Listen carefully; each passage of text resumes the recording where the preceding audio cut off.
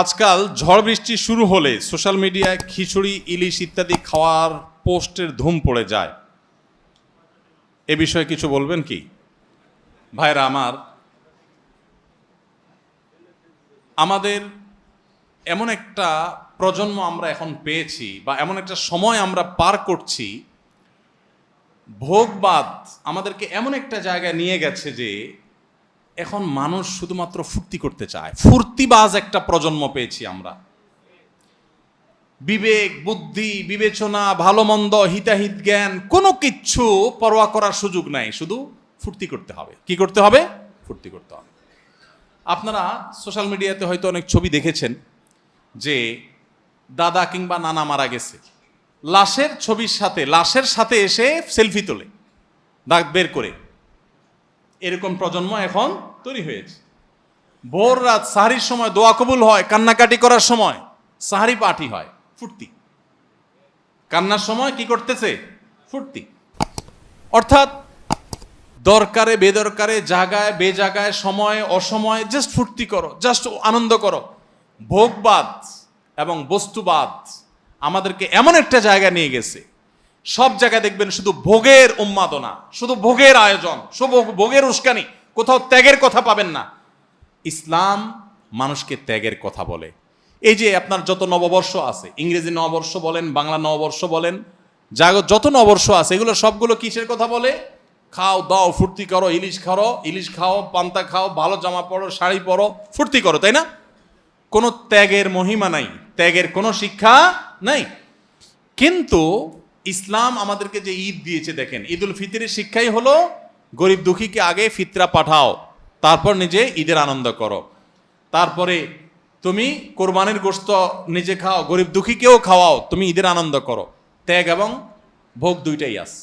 তো এই যে আমাদের ভোগী প্রজন্ম, এরা বৃষ্টি ঝড় হচ্ছে, তুফান হচ্ছে, এটা কি ফুর্তি করার বিষয় কিনা সেটুকু পরখ করার ক্ষমতাও নাই, হারিয়ে গেছে।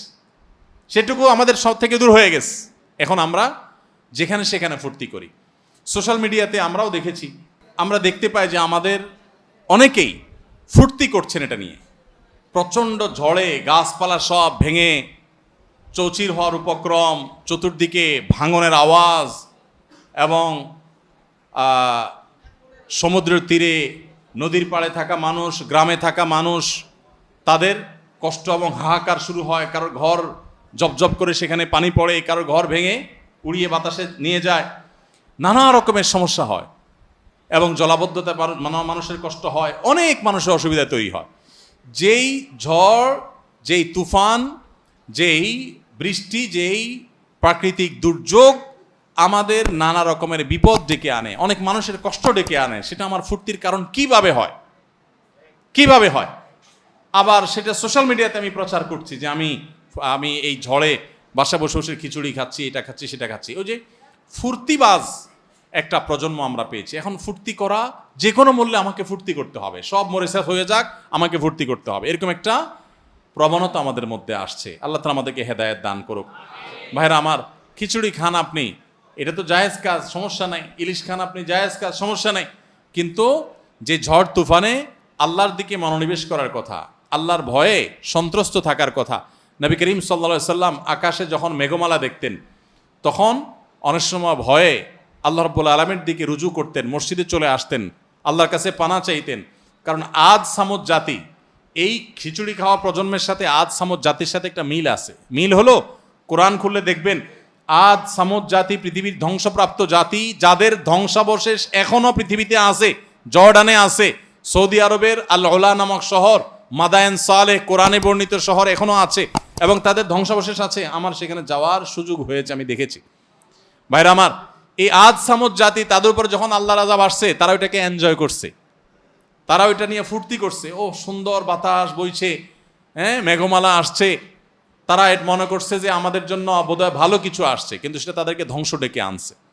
তো একজন ইমানদার, তিনি আল্লাহর ভয়ে সন্ত্রস্ত থাকবেন, তিনি ঝড় বৃষ্টি থেকে আত্মরক্ষার জন্য সর্বাত্মক প্রচেষ্টা করবেন, সতর্কতা থাকবেন, অন্যদেরকে সতর্ক করবেন, পাশাপাশি তিনি আল্লাহর কাছে পানা চাইবেন যেন আল্লাহ তাকে ক্ষয়ক্ষতি থেকে বাঁচিয়ে রাখেন। তিনি ফুর্তি করবেন না, সব জায়গায় ফুর্তি করা। এই যে দেখেন, চন্দ্রগ্রহণ সূর্যগ্রহণ এটাকে এনজয় করে এখন আজকাল মানুষ, তাই না? দূরবীন দিয়ে দেখে, চন্দ্রগ্রহণকে এনজয় করছে। এই কথাগুলো বলাটাও এখন এমন একটা পর্যায়ে চলে গেছে, আমরা এমন লেভেলে চলে গেছি যে এগুলো শুনলে মনে হয় সেকেলে পুরান কথাবার্তা কি বলে। ভাইরা আমার, আল্লাহর আযাব বা গজব যখন আসবে, প্রতিদিন আসে না, প্রতি বছর আসে না, যখন আসবে এরকম অবচেতন অবস্থায় আসবে। আল্লাহ রাব্বুল আলামিন আমাদেরকে হেদায়েত দান করুন। ভাইরা আমার, ঝড় বৃষ্টি শুরু হলে আল্লাহর কাছে পানা চাইতে হবে, দোয়া করতে হবে। আপনি ভালো বড় রান্না করে খান, সেটা আপনার ব্যাপার, কিন্তু সোশ্যাল মিডিয়াতে প্রচার করছেন, আপনি এনজয় করছেন বিষয়টাকে, এটা একজন মুসলমানের ধ্যান ধারণা, তার বিশ্বাসের সাথে যায় না। আল্লাহ আমাদেরকে বোঝার তৌফিক দান করুন। মৃত ব্যক্তির জন্য 3 দিনা 40 বার্ষিকী পালন করা যাবে কিনা, এই প্রশ্ন উত্তর বহু জায়গায় আমরা দিয়েছি ভাই। কোনো মানুষ মারা গেলে ওই ব্যক্তির তরফ থেকে দান সাদাকা করেন, গরীব দুঃখীকে খাওয়ান, এগুলো জায়েজ কাজ। কিন্তু মারা গেলে 3 নম্বর দিন, 7 নম্বর দিন, কুলখানি, 40তম দিন বিশেষ বিশেষ অনুষ্ঠান করা, বিশেষ করে ভোজন অনুষ্ঠান করা, যে মানুষ মারা গেলে তার মৃত্যুকে কেন্দ্র করে এলাকা মানুষকে একত্র করে খাওয়াইতে হবে, আত্মীয় স্বজন ডেকে খাওয়াইতে হবে, এটা মূলত হিন্দুদের শ্রাদ্ধ থেকে এসেছে। আপনি গুগলে গিয়ে এখনই শ্রাদ্ধ লেখে সার্চ দেন, তালিব বেশ রপালা আকার দয়ের পিঠে বড় ধ, শ্রাদ্ধ লিখে সার্চ দেন, আপনি অনুসন্ধান চালান, দেখতে পাবেন যে হিন্দু ধর্ম মতে কোনো মানুষ মারা গেলে ওই ব্যক্তির আত্মীয় স্বজনদেরকে, যদি এলাকাবাসীকে, আত্মীয় স্বজনকে এবং সর্বস্তরের মানুষকে, গরিব দুঃখীকে যদি খাওয়ান দাওয়ান দেওয়া না হয়, তাহলে ওই ব্যক্তি স্বর্গে খাওয়ান দাওয়ান পায় না। এই জন্য হিন্দু ধর্ম মতে খাওয়ান দাওয়ান দিতে হয়, তাহলে ওই ব্যক্তি পায়। এটা তাদের ধর্মীয় বিশ্বাস, তাদেরটা তাদের ব্যাপার। ইসলামে এরকম কোনো কথা নাই যে মানুষ মারা গেলে মৃত ব্যক্তির আত্মীয় স্বজন বা এলাকাবাসী সবাইকে খাওয়ান দাওয়ান করাইতে হবে। এটা হিন্দুদের শ্রাদ্ধ থেকে আসছে আমাদের সমাজে, মুসলমানদের মধ্যে। ইসলাম বরং উল্টাটা বলে। ইসলাম বলে কোনো মানুষ মারা গেছে, এই ব্যক্তির আত্মীয় স্বজন তাদের মনটা খারাপ, প্রিয়জনকে হারাইছে, এলাকাবাসীর কর্তব্য তাদেরকে খানা খাওয়ানো, তাদের বাসায় খাবার পাঠাবে। নবী করিম সাল্লাল্লাহু আলাইহি ওয়াসাল্লাম নির্দেশ করেছেন এক সাহাবীর মৃত্যুর পর যে তোমরা তার পরিবারের জন্য খাবার প্রস্তুত করো, কারণ তাদের এই বিপদে তাদের মন খারাপ, রান্না বাড়া করার মতো মানসিকতা নেই, তোমরা খাবার খাওয়া।